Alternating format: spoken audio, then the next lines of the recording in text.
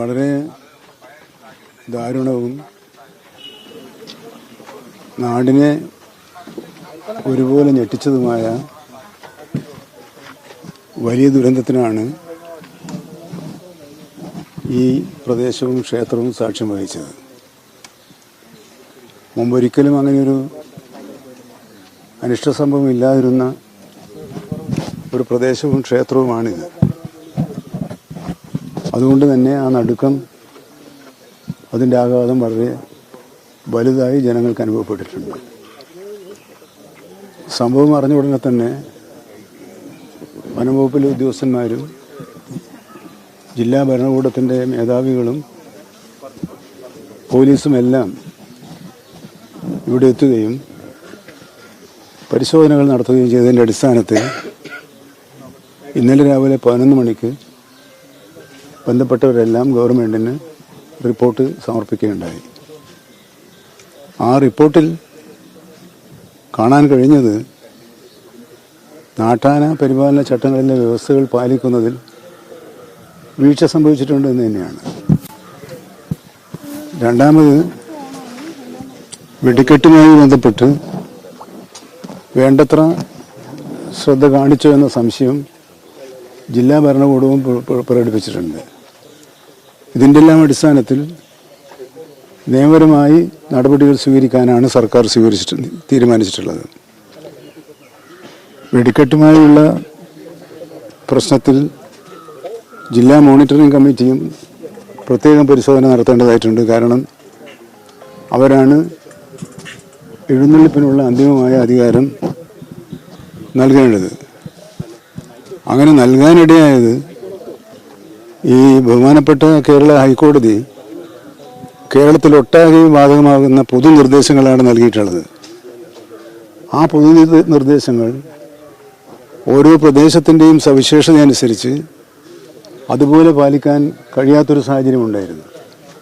അത് കോടതിയെ ബോധ്യപ്പെടുത്തതിനെ തുടർന്നാണ് ഓരോ ജില്ലയിലെയും സവിശേഷതകൾക്കനുസരിച്ച് ആ ഉത്സവങ്ങളുടെയും ആഘോഷങ്ങളുടെയും പ്രാധാന്യവും പ്രസക്തിയും മനസ്സിലാക്കി ആവശ്യമായ തീരുമാനമെടുക്കാനുള്ള അധികാരം ജില്ലാ മോണിറ്ററിംഗ് കമ്മിറ്റികൾക്ക് നൽകാൻ വനംവകുപ്പ് തീരുമാനിച്ചത്.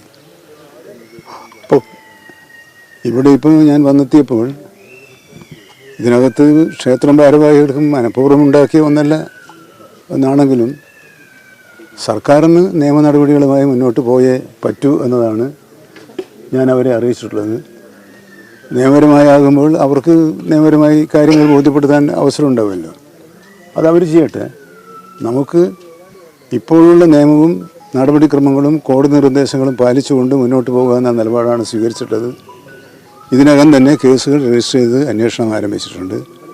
അത് വളരെ നിഷ്പക്ഷമായി, കാരണം ഒരു നാടിൻ്റെ ആകെ പ്രശ്നമായതുകൊണ്ട് തന്നെ ആരെയും സഹായിക്കാതെ ആരെയും ശിക്ഷിക്കാതെ വളരെ നിഷ്പക്ഷമായ അന്വേഷണം നടത്തി ശരിയായ നിയമം അനുശാസിക്കുന്ന നടപടികൾ സ്വീകരിക്കുന്നതാണ്.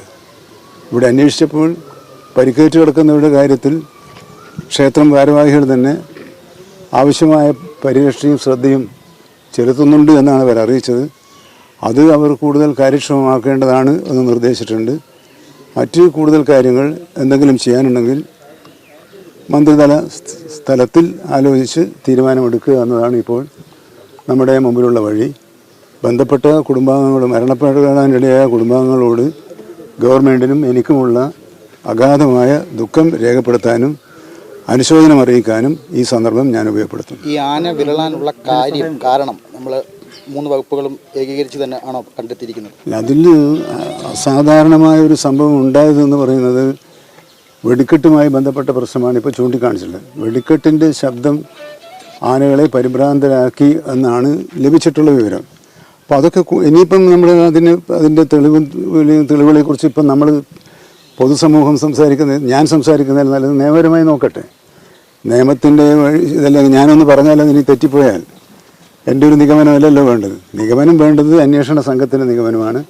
എൻ്റേത് ഒരു പൊതുധാരണയിൽ നിന്ന് ഞാൻ ഈ അഭിപ്രായം പറഞ്ഞെന്ന് മാത്രമേ ഉള്ളൂ. പക്ഷേ നിയമപരമായി എന്തൊക്കെ വീഴ്ചയാണ് ഉണ്ടായിട്ടുള്ളത് അതിന് ഉത്തരവാദികൾ ആരായിരുന്നാലും കർശനമായ നിലപാട് സ്വീകരിക്കാനാണ് തീരുമാനിച്ചിട്ടുള്ളത്. മറ്റൊന്ന് ഈ നഷ്ടപരിഹാരം പോലുള്ള ധനസഹായം പോലുള്ള കാര്യങ്ങളും മരിച്ചവർക്കും പരിക്കേറ്റു. അല്ല, ഇതിൽ സാധാരണ ക്ഷേത്രങ്ങൾ തന്നെയാണ് ഉള്ള ഒരു കീഴ്വഴക്കാണ് പിടിയുള്ളത്.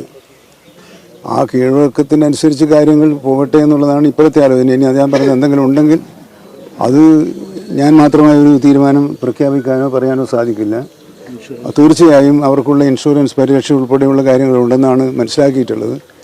എന്നാലും നമുക്ക് ഈ പ്രശ്നം നാട്ടിലൊരു പ്രശ്നമായതുകൊണ്ട് തന്നെ ബഹുമാനപ്പെട്ട MLA-നോട് സംസാരിച്ചിട്ടുണ്ട്. അത് മുഖ്യമന്ത്രിയുടെ ശ്രദ്ധയിൽപ്പെടുത്തണമെന്ന് അവർ പറഞ്ഞിട്ടുണ്ട്. അതിൻ്റെ അടിസ്ഥാനത്തിൽ ഇന്ന് മുഖ്യമന്ത്രി കോഴിക്കോട് എത്തുന്നുണ്ട്. അദ്ദേഹത്തെ കണ്ട് കാര്യങ്ങൾ ധരിപ്പിക്കണം എന്നാണ് ഞാൻ ആഗ്രഹിക്കുന്നത്. അല്ല, അത് ഞാൻ പറഞ്ഞല്ലോ, കർശനമായ നിബന്ധനകളും നിർദ്ദേശങ്ങളുമാണ് ബഹുമാനപ്പെട്ട ഹൈക്കോടതി തന്നിട്ടുള്ളത്. പക്ഷെ അത് നമ്മുടെ നാട്ടിലെ പരമ്പരാഗതമായി ശീലിച്ചു പോരുന്ന സമ്പ്രദായങ്ങൾക്കും ഉത്സവ ചടങ്ങുകൾക്കും പല സ്ഥലത്തും പൊരുത്തപ്പെടുന്നില്ല.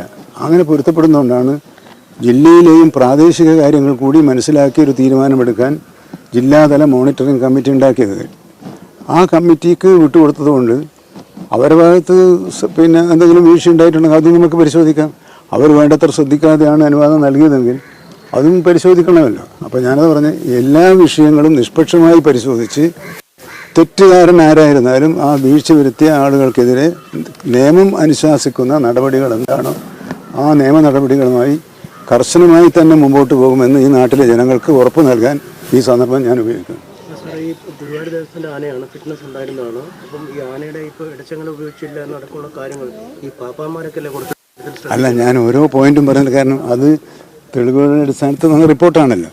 ആ റിപ്പോർട്ടിൻ്റെ വിശദാംശങ്ങൾ പരിശോധിക്കേണ്ടതും അത് കേസന്വേഷണം മുമ്പോട്ട് പോകുമ്പോഴാണല്ലോ ആ കണ്ടെത്തലുകൾ ശരിയാണോ, നിങ്ങൾ പറഞ്ഞ പോലെ ആ കണ്ടെത്തലുകൾ പൂർണ്ണമായും ശരിയല്ലെന്നോ ഉണ്ടെങ്കിൽ അതൊക്കെ പരിശോധനയിൽ വരേണ്ട കാര്യമാണ്. പരിശോധനയിൽ വരേണ്ട കാര്യങ്ങളെക്കുറിച്ച് ഞാനിങ്ങനെ ഇവിടെ ഒരു പൊതു നിലപാട് സ്വീകരിക്കുന്നത് ശരിയായിരിക്കുകയില്ല എന്നെനിക്ക് തോന്നുന്നു. ആനയ്ക്ക് എന്തെങ്കിലും ഹിസ്റ്ററി ഉണ്ടോ ഇത്തരത്തിൽ മുമ്പ് ആക്രമിച്ച വേറെ ആനകളെ കൂട്ടാനകളെ? അല്ല, അതൊക്കെ ഇനി തുടർന്നുള്ള ദിവസങ്ങളിൽ മനസ്സിലാക്കേണ്ടതില്ല. അല്ല, ഇപ്പം എൻ്റെ ശ്രദ്ധയപ്പെട്ടിട്ടില്ല. ഇപ്പം തന്നിട്ടുള്ള റിപ്പോർട്ടിൽ ആനകൾക്ക് മുമ്പെന്തെങ്കിലും ഉള്ളതായിട്ട് കാണുന്നില്ല. ഇനി അത് കൂടുതൽ പരിശോധനയിലല്ലേ നമുക്ക് മനസ്സിലാവും. അപ്പോൾ ഞാൻ പറയുന്നൊരു പരിശോധനയിൽ നടക്കുന്ന കാര്യം, അന്വേഷണത്തിൽ നടക്കുന്ന കാര്യം മന്ത്രി വന്ന് ഒരു നിലപാട് സ്വീകരിച്ചാൽ അത് ശരിയായിരിക്കില്ല എന്ന് എനിക്ക് തോന്നുന്നു.